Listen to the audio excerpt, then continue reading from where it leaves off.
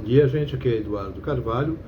Eu estou, então, comentando aqui a obra do Pondé, Crítica e Profecia, onde ele analisa a obra de Dostoiévski.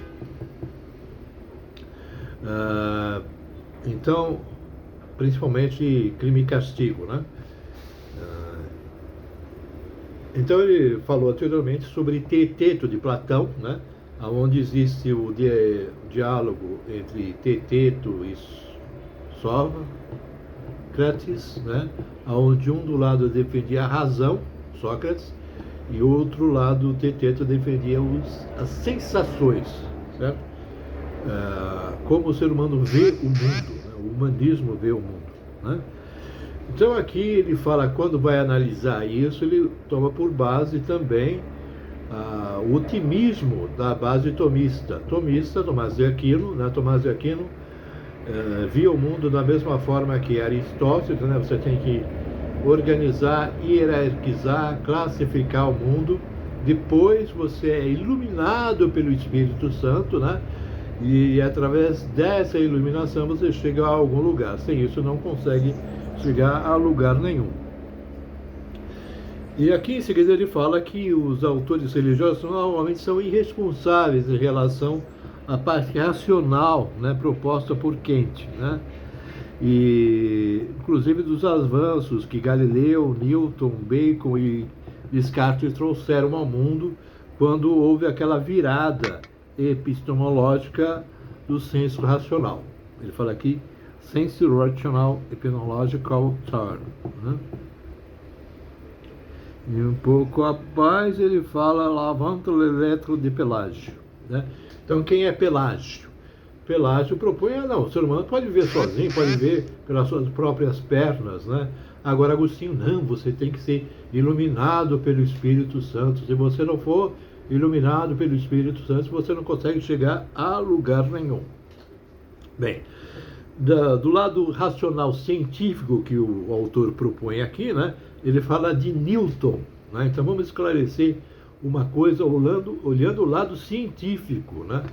Olhando o lado científico, você tem então Aristóteles, né? Então Aristóteles falava assim: toda a ação tem uma causa que lhe antecede, então do passado para o presente.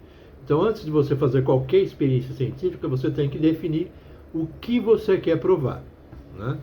Newton disse o contrário. Newton disse que toda ação tem uma reação, ou seja, do presente para o futuro.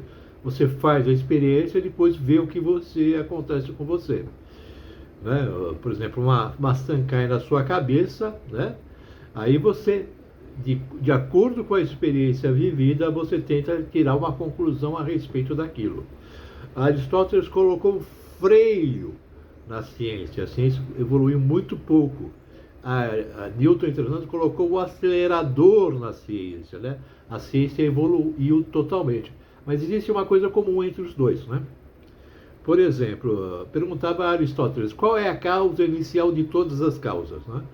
Aristóteles não sabia responder. Então o que ele falava? É Deus. Aí perguntaram para Newton qual é a ação que iniciou todas as ações. Newton também não sabia responder. Então ele respondeu: é Deus, né? Então existia esse esquema na ciência que você não conseguia responder uma pergunta, você falava que era Deus e tudo bem, né? Só que em um determinado momento não aceitou-se mais usar esse esquema. Aí o que aconteceu? A ciência já estava sendo acelerada e ela começou a se expandir quando não aceitou-se mais essa ideia de Deus, né?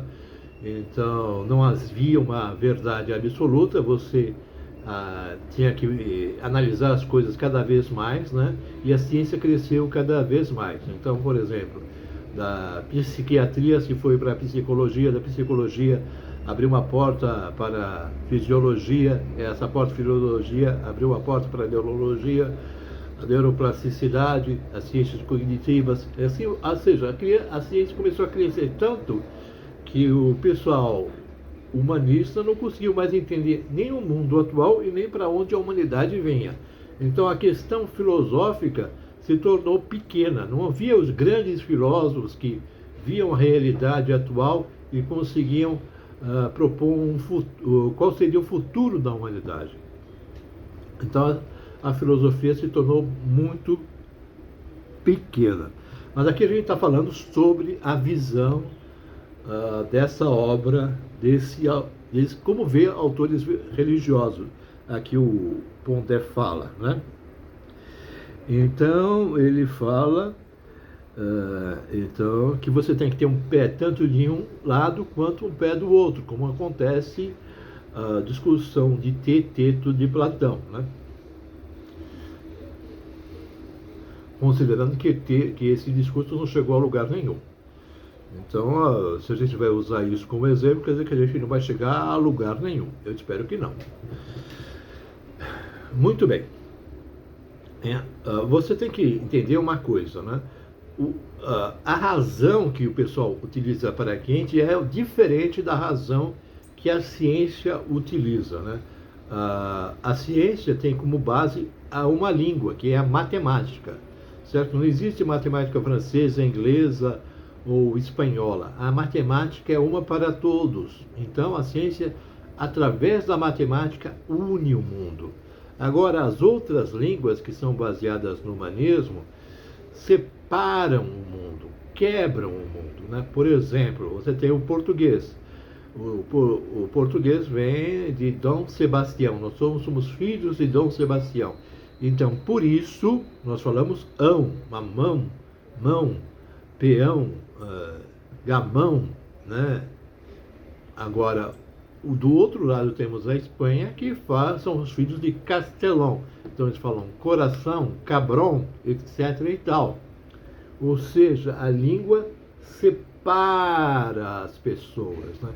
Cria o conflito, cria a guerra, cria os aspectos religiosos que estão inseridos dentro da linguagem propriamente. A linguagem sempre é emocional, exceção da linguagem científica, que é uma linguagem sem emoção, criada pelo homem. A matemática foi criada pelo homem, um ser extremamente emocional, mas não tem emoções dentro dela, tá?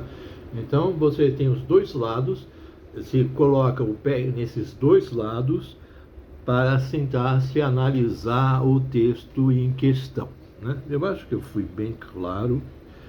Tomara que eu esteja contente com isso, porque eu às vezes não fico contente. Então vamos passar para a próxima. Tomara.